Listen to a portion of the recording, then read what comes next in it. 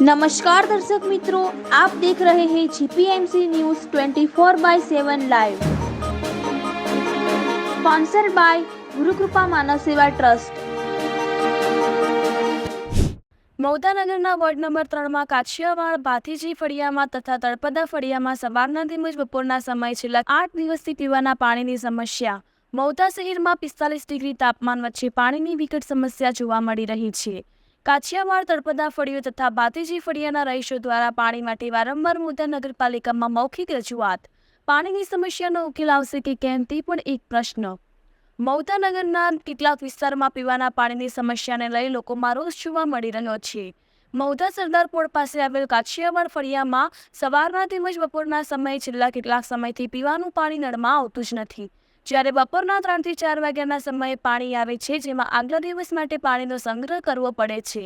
પાણી માટે મૌદા નગરપાલિકામાં મૌખિક વારંવાર રજૂઆત કરવામાં આવતા પરિણામ શૂન્ય। આશરે 3000 થી 3500ની વસ્તી ધરાવતો વોર્ડ છે। કાછિયાવાડ ફળિયામાં બપોરના 3 થી 4 વાગ્યાના સમયે નળમાં પીવાનું પાણી આવતું જ ન હોય, જેને લઈ વોર્ડ નંબર 3ના રહીશો દ્વારા નગરપાલિકા દ્વારા પાણીનો યોગ્ય નિકાલ કરવામાં ન આવે તો મૌદા વોર્ડ નંબર 3ના રહીશો દ્વારા નગરપાલિકાની રૂબરૂ મુલાકાત લઈ યોગ્ય નિકાલ કરવામાં આવશે। Reporter Bharatbhai Talpada, GPMC news 24/7 live, Mahudha. શું છે બેન, વોર્ડ નંબર 3માં અત્યારે જે બહેનો ભેગા થઈને જે પ્રશ્નની રજૂઆત કરી રહ્યા છે, શું કહેવા માંગશો?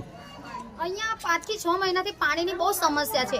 મતલબ કહેવાનો શું કે ત્યાં નાના બાળકો બધા કે આટલી 45 ડિગ્રી તાપમાનમાં પાણીની સુવિધા ના હોય તો પછી અત્યારે કોઈ બહુ મોટી પાણીની પ્રોબ્લેમ હોય છે, પછી બીજી કોઈનો કોઈ વિસ્તાર જ નથી। પાણીનો પ્રોબ્લેમ, પાણીની સુવિધા થઈ જાય તો બધું બહુ શાંતિ છે।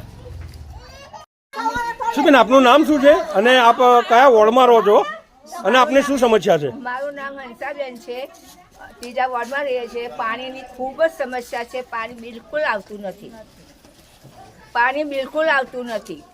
અમારે ભેંસો તરસી હોય, બકરો, ટાટો, ઢોરો, માણસો બધા જ, અને પાણીની એટલી હેરાનગતિ છે કે આખો દિવસ પાણી પાસે રોટલો કાઢીએ તો પણ પાણી ના, મારું કોઈ બહાર દાડા તો નાહે થયા નાહું શું બેન? બીજી શું સુવિધા છે અહીંયા?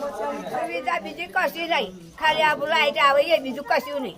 રોડ, રસ્તા, પાણીનો બીજી કોઈ